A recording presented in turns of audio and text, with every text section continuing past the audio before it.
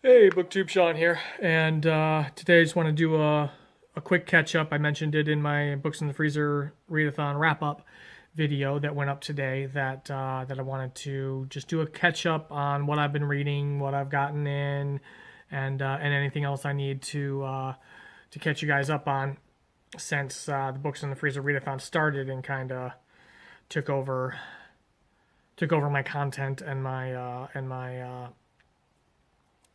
reading. So um, I've been reading. That's what she read, and I started a buddy read of Exorcist Falls by Jonathan Jans. You guys know he's becoming a favorite horror author, and so far, Exorcist Falls is really good. The first part of Exorcist Falls is actually a novella, an early novella that he did called Exorcist Road, and is included in Exorcist Falls because it's kind of needed to, from what I understand, is needed to be read before getting into Exorcist Falls, or is recommended to be read before getting into Exorcist Falls. And I'm almost done with the novella portion of it, and it's really good. I'm really enjoying it. Jonathan Jans is not disappointing again. It the novella is a possession story, but also relates to this serial killer called the Sweet 16 Killer. I don't want to say too much because it is a novella, and it is it would be very easy for me to give too much away. And I really think it needs to just be experienced as blind as possible. But I'm curious now what the novel is going to be, because it seems like when you read the description of Exorcist Falls, like on Amazon or Goodreads or anything, it's very much what I'm experiencing in Exorcist Road. So I'm very curious what the novel portion of this is going to be and how it's going to relate to that. So yeah, I'm excited. I'm really enjoying it. I'm also reading Mayan Blue by Michelle Garza and Melissa Layson. I will probably do a review video of it, as kind of maybe the start of a women in horror review series that I have in mind. So yeah, I'm kind of. It was 90. It's currently 99 cents on Amazon. Sinister Grin Press is having a month long sale on all their titles, so you can get them from between 99 cents to $2.99. And I've picked up several Sinister Grin Press titles in this sale, and this was one of them. They were nominated, I believe, in 2016 for the Bram Stoker First Novel Award for this book. And because I'm still fairly early, I've been about the first. Sorry, I feel like I have to sneeze. I'm still in about the first 30% of it, so I don't have a firm grasp on the plot yet. So far, there's some college students who are going to meet up with a professor who specializes in Mayan culture, and he's found a cave in Georgia, and he has a theory that the Mayans made it up to the Georgia area, and he believes he's found proof that supports his theory. But I'm going to read you the description on Goodreads for it because it's fantastic. I didn't even read that. I had just heard of Michelle Garza and Melissa Layson previously as good female horror authors, and this is their debut. So I'm just going to read the Goodreads description for you guys because I think that will do a better job of getting you interested in this novel than what I've said so far. Zabala, home of torture and sacrifice, is the kingdom of the Lord of Death. He stalked the night in the guise of a putrefied corpse with the head of an owl and adorned with a necklace of disembodied eyes that hung from nerve cords. He commanded legions of shape-shifting creatures, spectral shamans, and corpses hungry for the flesh of the living. The Mayans feared him and his realm of horror. He sat atop his pyramid temple surrounded by his demon kings and demanded sacrifices of blood and beating hearts as tribute to him and his ghostly world. These legends, along with those that lived in fear of them, have been dead and gone for centuries. Yet now a doorway has been opened in Georgia. A group of college students seek their missing professor, a man who has secretly uncovered the answer to one of history's greatest mysteries. However, what they find is more than the evidence of a hidden civilization. It's also a gateway to a world of living nightmares. And again, I'm really enjoying this so far. I can tell it's a first novel. And I'll probably talk more about that in the review of it. But there are some especially things within the dialogue that don't feel finished to me. That seem very early writing career. But I am really enjoying it. It's good, and it doesn't shy away from the brutality. So yeah, look for a review of Mayan Blue coming up probably within the next couple of weeks. The other thing I am reading, and it is for my Bram Stoker First Novel Award Winners Review Series, which I have one video for, which I will link in the description box or up here in the cards or both, of Crota by Owl Going Back. So that was the first video in that series. I'm going to read and review most of the first Bram Stoker First Novel Award winners. There is one or two I might not be able to get my hands on, and there's also a couple that I've already read. One of those being Cold Cuts by Robert Payne Cabine, which I talked about earlier in the year when I was reading all the books shortlisted for the award earlier this year. So I've already talked about Cold Cuts, and the other one is Joel Hill's Heart-Shaped Box, which I really love. It's a really good ghost story. But the book I'm reading right now for that, and which will be the next book in that review series, is Lisa W. Cantrell's The Manse. I'm reading this one now because it's Halloween themed, and of course Halloween is coming up here in a week and a half. So I'm about 58 pages into it. I'm just kind of taking my time with it. I want to finish it somewhere around Halloween time. If I finish it a little after, that's fine. But this was the first winner of the Bram Stoker First Novel Award in 1984. So, yeah, so I'm enjoying it so far. But again, I'm only 58 pages in. But it is, I think, a haunted house story. There is a house called the Manse that this family sets up a haunted house attraction in every year. And it's coming up to the 13th year of this, and it's something that the house is going to apparently awaken for this 13th year, and it says all hell will break loose. So yeah, I'm looking forward to getting further into this. Now, this could also be a women in horror series, but because it's a Bram Stoker First Novel Award winner, I'm just going to include it in that. And I've also gotten some books in. So first is a couple I ordered. I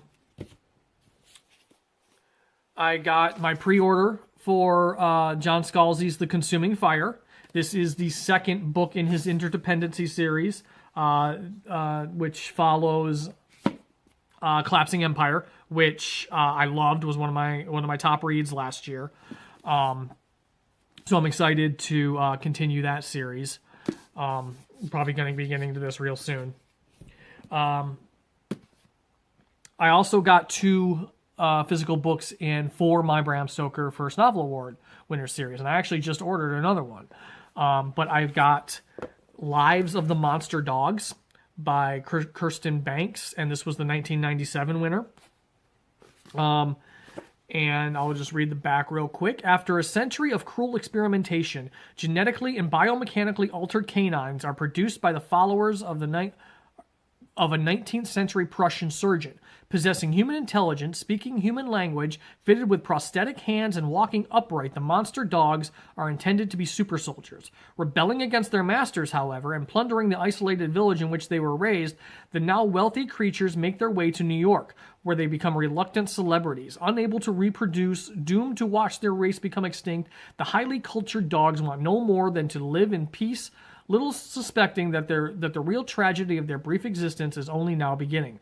Told through diaries, newspaper clippings, and even an opera excerpt, Kirsten Backus's award-winning Lives of the Monster Dogs uses its science-fictional premise to launch a poignant exploration of the great themes: sorry, I can't talk right now. Loving, dying, and the limits of compassion. So that sounds really interesting. Excited to get to that. And I also got one that I wasn't sure I was going to be able to get, honestly. I was keeping an eye on it in the Amazon Marketplace, and all of a sudden it popped up for $5.96 paperback with Prime shipping. So I snagged it. And it's Isis Unbound by Alison Bird. Inspired in part by Mary Shelley's Frankenstein, Percy Bysshe Shelley's Prometheus Unbound, and the works of Rider Haggard and R.E. Howard, Isis Unbound is set in an alternate history steampunk version of 1890s Ancestry Britannia, ruled by a new governor general related to a descendant of Antony and Cleopatra, who won the Battle of Actium 2,000 years ago, and where the ancient Egyptian gods are real. Only a god can kill a god. Nephthys has killed her sister Isis, and therefore the dead cannot pass over to the underworld. Their ranks are rapidly swelling, and they now roam the streets as zombies. Chief embalmer Ptolemy Child's two daughters, Ella and Loli, aged 18 and 10 respectively, are being instructed in the secrets of the mummification process, when the dead begin to wake and walk, and eventually lead the sisters to the greatest mystery of all, Isis herself. That sounds cool. I actually hadn't read the description of this. I just knew it was a Bram Stoker First Novel Award winner, and was one of the ones that was going to be tougher to get my hands on. So, so I'm looking forward to those, and look for reviews of those. I don't know how long this review series is going to take. I kind of, in my current reading thoughts right now, plan to have one of those always on the go. But I mean, the award started in 1984. So, and we're in 2018. And early next year, we're going to have another winner. So, yeah. And it bums me out because the Bram Stoker Con is in Grand Rapids, Michigan this year, which is only a few hours away from me. But it's so expensive to go. And I would have to, it's far enough away that I would have to get a hotel room too. And it just bums me out. It's so close and I can't afford to go. But I've also gotten some books in from publishers this week. The first thing I got in was Charlene Harris's new novel. I got this from Wonderkind PR and Saga Press, An Easy Death. This is the first book of a new series for her. It looks like it's kind of a Western urban fantasy. And I'll read the description. Set in a fractured United States in a southwestern country now known as Texoma, where magic is acknowledged but mistrusted, especially by a young gun for hire named Elizabeth Rose. Elizabeth Rose takes a job offer from a pair of Russian wizards to be their local guide and gunny. For the wizards, Gunny Rose has already acquired a fearsome reputation, and they're at a desperate crossroad, even if they won't admit it. They're searching through the small border towns near Mexico, trying to locate a low-level magic practitioner, Oleg Karkarov. The wizards believe Oleg is a direct descendant of Grigory Rasputin, and that Oleg's blood can save a young czar's life. As the trio journey through an altered America, shattered into several countries by the assassination of Franklin Roosevelt and the Great Depression, they're set upon by powerful enemies. Now it's up to Elizabeth Rose to get them all out alive. Yeah, that sounds like an interesting new series. I haven't really read Charlaine Harris in the past. I read part of the first book of her Suki Stackhouse series, and she's also got a mystery series set in a town called Shakespeare. I can't even remember the name of but they all say Shakespeare's something. I've read part of the first book of that both years ago. So I've never really read a full Charlaine Harris book. So I was excited that they sent this to me and I could jump in at the start of a new series. Getting a huge, wow, this is a shiny cover. I'm getting a huge glare off of this. So yeah, thank you WonderKind PR Saga Press for that. I also was reached out to by Omnium Gatherum Press, which was funny to me because there's a metal band called Omnium Gatherum that I like. And when I got the email and saw at Omnium Gatherum, I'm like, what? Why is the metal band emailing me? But it's not. It's a horror speculative fiction press. Dark fantasy horror press. So they sent me a list of their recent releases and wondered if I would be interested in any of them, and I picked a couple of them. It sounded interesting to me. So the first one, it's just because it's in a row on my stack. It's called The Iron Devils by Ari Marmel. So it says, the Iron Devils, in the ruins of the world, the last remnants of humanity find themselves caught in an impossible war between the mechanical and the mystical, between the unliving and the undead. And that's the description, and that intrigued me. So I definitely am interested in this. So this will be getting read and reviewed sometime in the next month or two. I'm really gonna make an effort to get through my review copies mostly by the end of the year, because who knows if I'm gonna get some more in even. So I want to try and get on top of those and stay on top of those. I also got Tide of Stone by Karen Warren. The Time Ball Tower of Tempuston houses... let me try this again. The Time Ball Tower of Tempuston houses the worst criminals in history. Given the option of the death penalty or eternal life, they chose eternal life. They have a long time to regret that choice. Again, vague but interesting. Like, draws me in. I want to know. And this one might be a quick read because there's several chapters that are just short like this, and it looks like, yeah, just a lot of pages that are like this. There's other longer sections, but I think I might be able to get through this one pretty quickly. Like I said, I got a couple of Word Horde books and still a couple of the Flame Tree Press books I want to get to first, but I'm definitely planning on getting to these very soon. The other one I got is Backwater by Tom.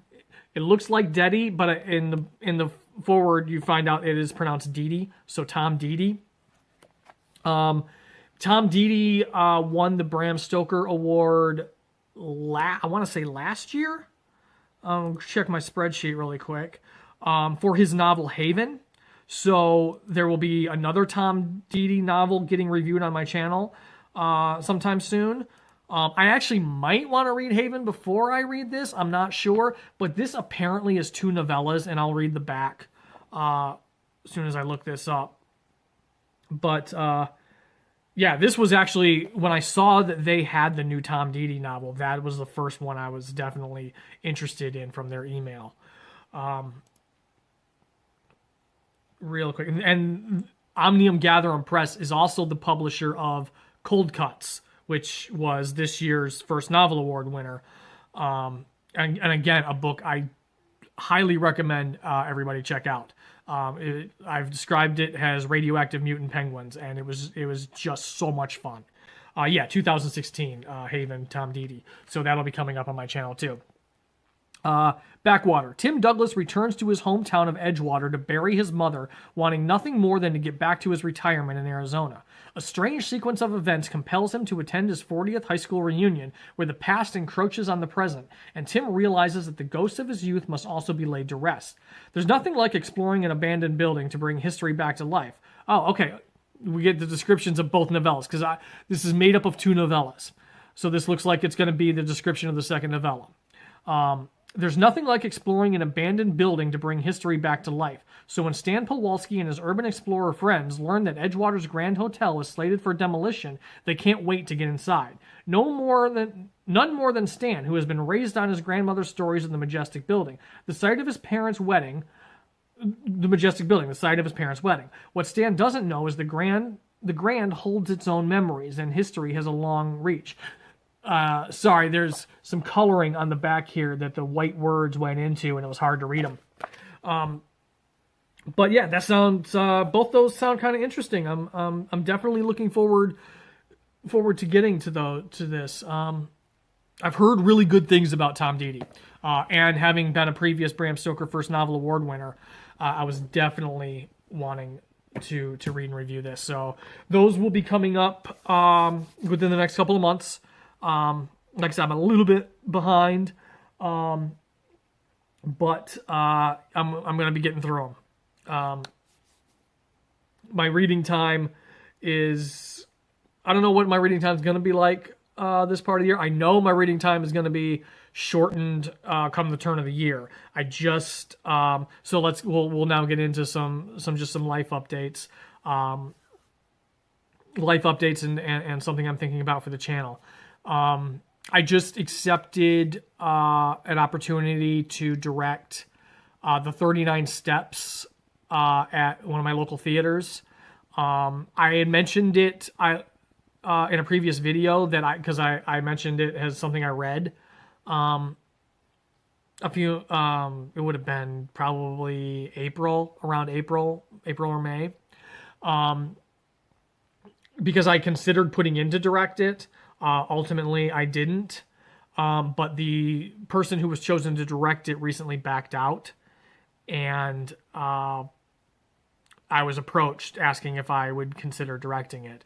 And I spent all of Thursday contemplating and thinking about it, and ultimately decided that I would go ahead and direct it for the benefit of the show and the benefit of the group. So that, because I do have ideas for it, and I do understand it, and I would rather take it on than see somebody who was doing it just so that it had a director do it, and not really put any passion into it because it wasn't something they initially wanted to do. So that's going to audition in January, go up in March, and then I'm producing a show for my wife. She's directing The Fantastics, the spring musical for the same group. So I'm going to be going right from directing into producing, and then my wife is in a one-woman show that I'm directing her in, and I have directed her in the past, but she's doing it again. So then right after that, we got to figure out how to adapt that to a smaller stage than what we did it on before. So my first half of the year is going to be a lot of theater. Which is going to take up nights. But I will still find time for reading.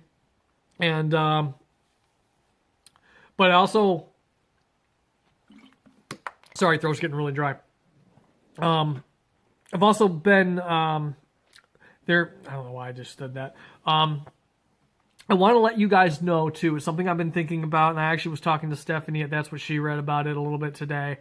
The path my channel has taken and my content has taken, I've talked about this a bit in the past, that I've struggled with the idea of the channel being called Eclectic Reads, given the content and the things I've been reading, mostly this year. I am very... I tend, especially, I'm most attracted in my reading to dark things.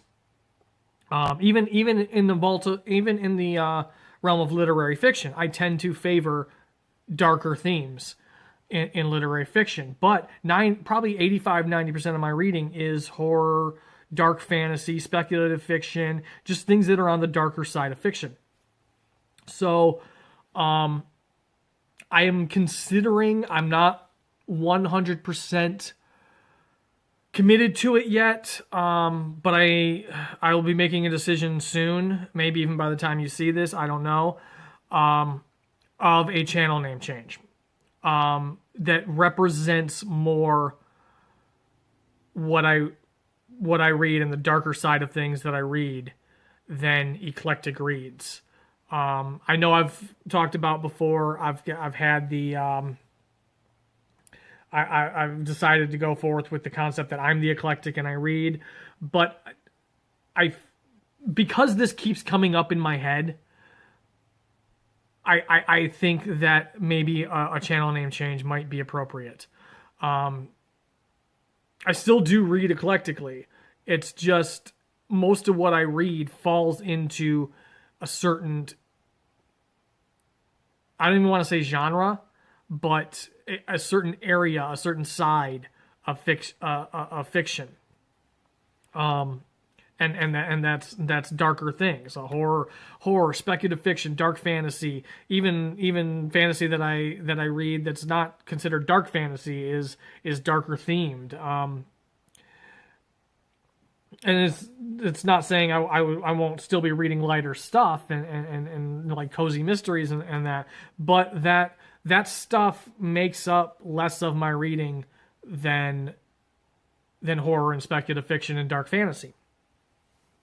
So, yeah, I just wanted to let you guys know that that there may be a channel name change coming up sometime soon. Like I said, I'm not 100% on it, but I wanted to make you guys aware that it's a possibility. And please let me know in the comments what you think. I know some of you have talked before how it really doesn't matter if I'm called Eclectic Reads and mostly what I read is horror, it doesn't bother you. But it kind of bothers me a little bit. And I'm the person ultimately that has to be comfortable with my name and what it represents. So, or what I feel it represents. But please do let me know in the comments your thoughts. Let me know in the comments your thoughts on any of the books I've mentioned. If you've read them, let me know what you thought. Let me know what books you are excited about seeing me review, because maybe I'll bump those up in the review queue if there's enough interest in wanting to hear about those books. Take a look if you know of Bram Stoker First Novel Award winners or want to look them up, and there's ones of those you want to see me read and review before others. You want to see those come up sometime soon. Let me know that. I really do value input from you guys. I want to know what what books you want to see me read and review. Of these series and of these books that I get in. I want to know what you're excited about. I love talking to you guys in the comments. It's a major reason of why I even started the channel in the first place was to communicate and make bookish friends and talk to you guys. So please do not hesitate to comment and let me know what you think of the books I've listed, I've talked about, and the ideas that I have, and especially this thing with the name change. I have something in mind. I don't want to state it yet, but yeah, just leave me a comment. Anyway, thank you to all my subscribers. I appreciate every single one of you. I absolutely, honestly do. To anybody this is their first time watching one of my videos, if you've made it this far, thank you. I want to know your thoughts too. Anybody who's recently subscribed, or if this is your first time here, please let me know your thoughts on any of the things I've talked about in this video. And if you want to see more from me, hit the subscribe button so you'll know when I post new content, and I will see you all in the next video.